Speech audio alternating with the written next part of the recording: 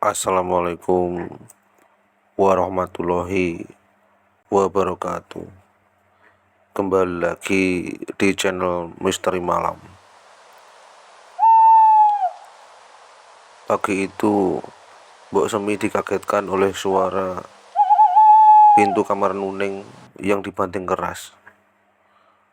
Seperti biasa, Nuning baru pulang kerja menjelang subuh. Sebagai wanita penghibur, ia selalu pulang dalam keadaan letih, kadang mabuk, kadang menangis diam-diam. Mbok Semi hanya bisa memandangnya dengan tatapan iba. Dalam hati, ia selalu berdoa, "Ya Allah, semoga anakku kembali ke jalan yang baik." Mbok Semi tinggal bersama Nuning dan cucunya Sekar, anak perempuan kecil berusia 6 tahun yang tak pernah tahu siapa ayahnya. Meski begitu, Sekar tumbuh ceria, tak mengerti dunia ibunya yang kelam. Sore itu, Nuning sedang duduk di teras rumahnya ketika tiba-tiba Sekar pulang dengan wajah basah oleh air mata. Bocah kecil itu terseduh-seduh, tangannya menggenggam uang receh yang masih utuh. "Kenapa, Nak? Siapa yang ganggu kamu?" tanya Nuning panik, langsung memeluk putrinya. Sekar terisak. Tadi Sekar mau beli permen di warung Bu Sarti, tapi diusir. Katanya Sekar nggak boleh beli di sana. Katanya Sekar anak nggak jelas, anak perempuan nakal. Nuning tertegun, amarahnya mendidih. Ia tahu Bu Sarti adalah salah satu tetangga yang sejak dulu tak suka dengannya. Seringkali wanita itu memandangnya dengan jijik, menggunjingkan pekerjaannya, dan kini ia berani menyakiti hati Sekar. Darah Nuning mendidih. Ia langsung berdiri dan melangkah cepat menuju warung Bu Sarti. Begitu sampai, ia langsung menggebrak meja dagangannya di depan warung itu. "Hei Bu Sarti, kenapa anak saya diusir? Apa salahnya?" bentak Nuning.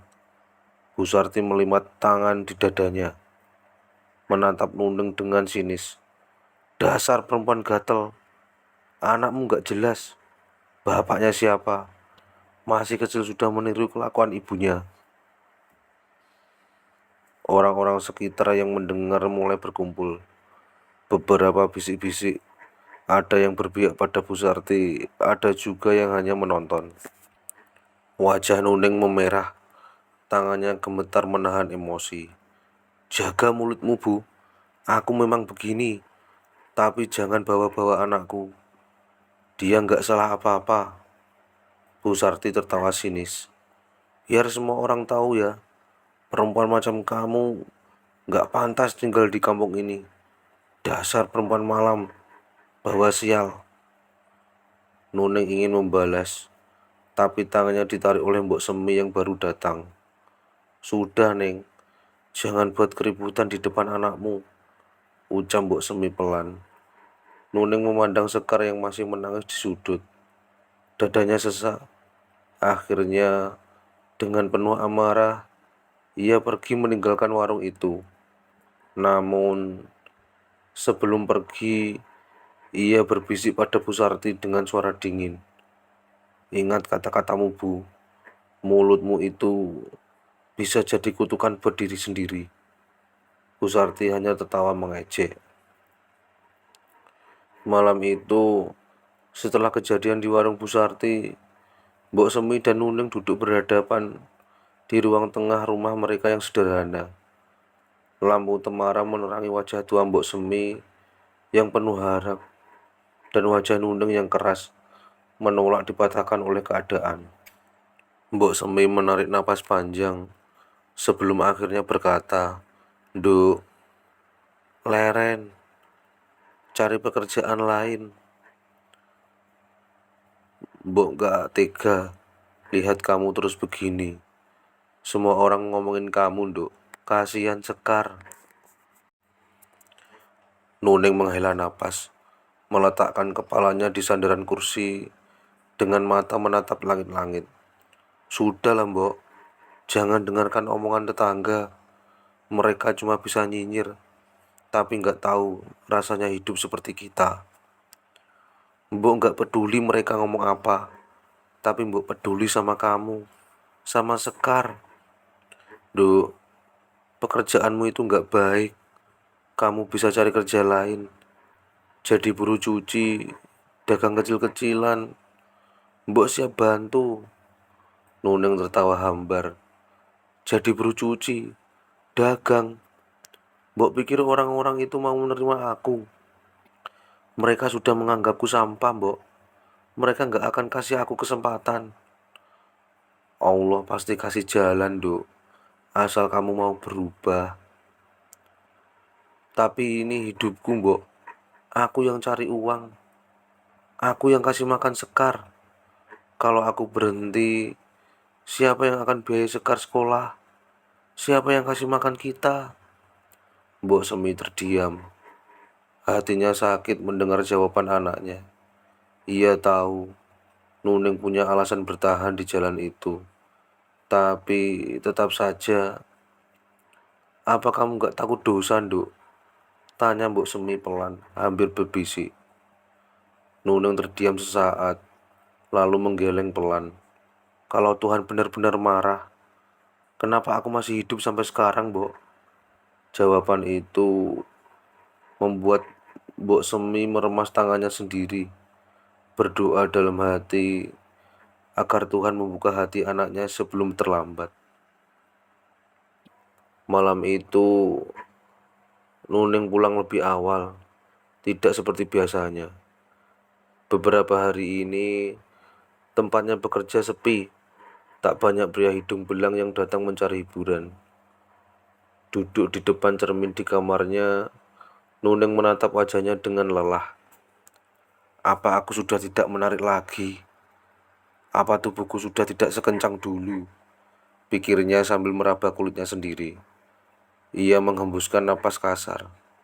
Sial, kalau begini terus, aku nggak bisa dapat uang banyak. Lalu, sebuah ide muncul di kepalanya. Ia pernah mendengar tentang seorang dukun yang bisa membuat perempuan semakin menggoda pria, yaitu dengan susuk. Tanpa pikir panjang, keesokan harinya Nuning pergi menemui dukun itu. Dukun itu adalah seorang pria tua dengan tatapan tajam dan senyum misterius. Di rumahnya yang gelap dan berbau kemenyan, ia menyambut Nuning dengan tatapan penuh arti. Kamu mau pasang susuk? Tanyanya, suaranya berat dan dalam. Nuning mengangguk mantap. Iya mbah, saya mau yang paling kuat, yang bikin pria-pria nggak bisa melupakan saya. Dukun itu terkekeh pelan.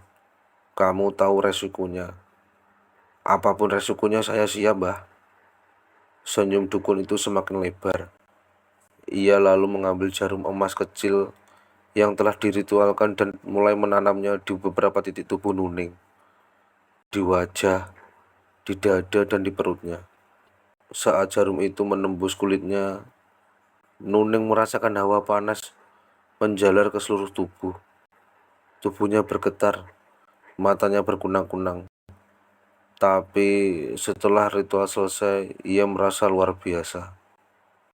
Sekarang, Nuneng tidak pernah menunggu pria hidung belang datang padanya. Justru mereka yang akan mencari-carinya. Benar saja, setelah memasang susuk, pesona Nuneng semakin menggila. Pria-pria yang dulu hanya meliriknya sekilas, kini tergila-gila padanya. Bahkan pelanggan-pelanggannya yang dulu sering berganti-ganti wanita, kini hanya ingin bersamanya. Di antara mereka, ada satu pria yang paling tergila-gila pada Nuning, yaitu Sugeng. Sugeng adalah pria paruh baya yang sudah berkeluarga, tetapi setiap malam ia selalu mencari Nuning. Baginya, pelayanan Nuning tidak ada tandingannya.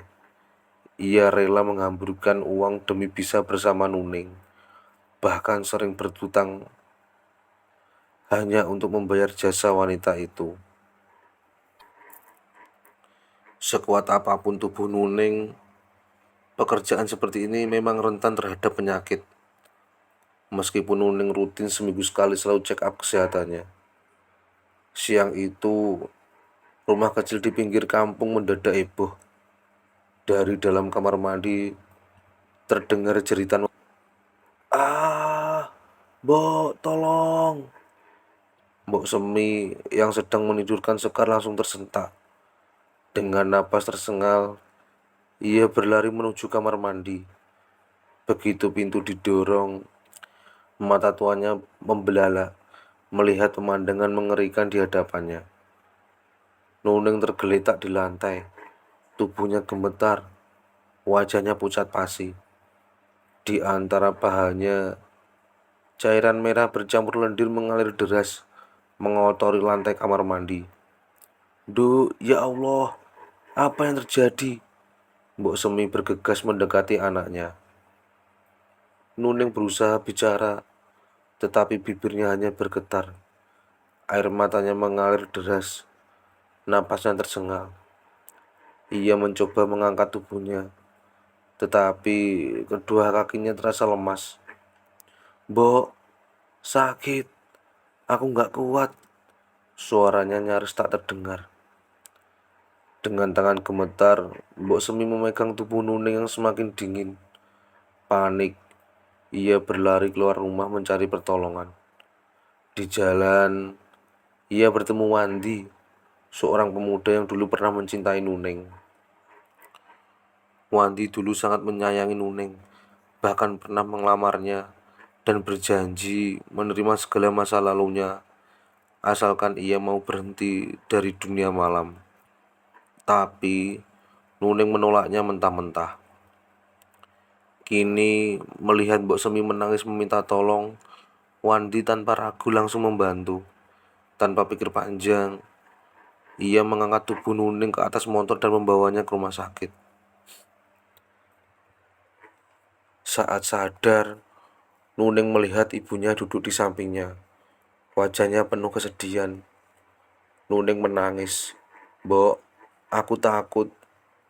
Mbok Semi menggenggam tangan anaknya erat. "Nduk, sekarang tobat ya. Tinggalkan semua ini. Kembali ke jalan yang benar." Nuning terisak. Dalam hatinya, ia tahu ini adalah akibat dari semua yang telah ia lakukan. Semua dosa, semua keputusan salah yang ia ambil, kini berbalik menyakitinya. Cairan merah yang keluar dari tubuh Nuning semakin deras. Ia menggigit bibir menahan sakit. Tangannya mencekram erat spray rumah sakit. Napasnya tersengal-sengal. Matanya berkaca-kaca menahan derita yang tak tertahankan. "Mbok, aku nggak kuat lagi." Suaranya lirih, hampir tak terdengar. Mbok Semi menggenggam tangan anaknya erat. "Nduk, bertahan. Tobatlah, Nduk. Istighfar. Sebut nama Allah." Air mata Mbok Semi jatuh membasahi tangan Nuning. Di sudut ruangan, Wandi berdiri mematung. Matanya memerah menahan tangis. Sekar, bocah kecil yang belum mengerti sepenuhnya, duduk di pangkuan neneknya, melihat ibunya yang sekarang.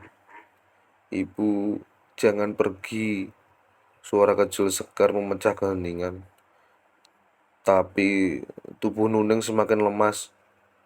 Bibirnya pucat, matanya mulai kehilangan cahaya. Sebelum napas terakhirnya terhembus, ia menatap langit-langit kamar. Matanya membelalak ngeri. Seketika, tubuh Nuning mengejang sekali lalu diam. Nafasnya berhenti, matanya terbuka lebar. Wajahnya membeku dalam ekspresi ketakutan yang mendalam. Tangisan Mbok Semi dan Sekar pecah di ruangan itu. Wandi yang selama ini tetap setia, hanya bisa menunduk, meneteskan air mata. Kasihan Sekar, bocah sekecil itu sudah kehilangan ibunya. Akhirnya Nuning meninggal dunia. Seminggu setelah kematian Nuning, kejadian aneh mulai terjadi. Mbok Semi sering mendengar suara langkah di kamar Nuning.